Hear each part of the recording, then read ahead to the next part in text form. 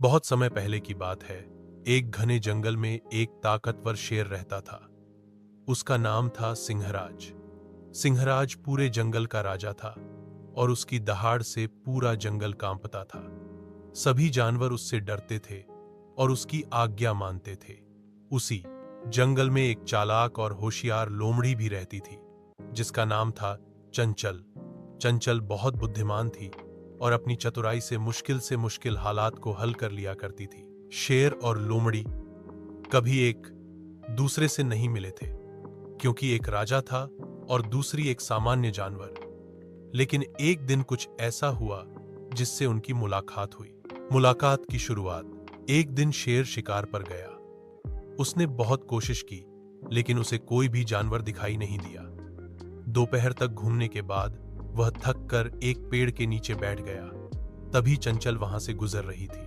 उसने देखा कि जंगल का राजा बहुत थका हुआ और परेशान लग रहा है।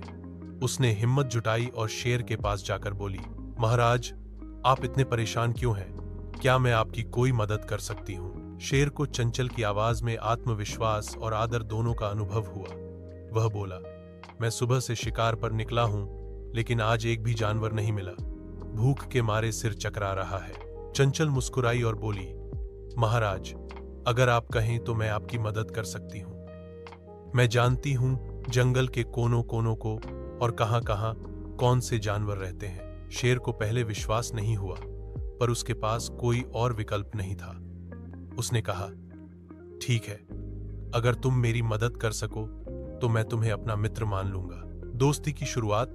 चंचल ने कुछ ही देर में एक खरगोश को ढूंढ निकाला और शेर के सामने लाकर खड़ा कर दिया। शेर ने भूख से व्याकुल होकर उसे खा लिया और फिर चंचल की तरफ देखा। वह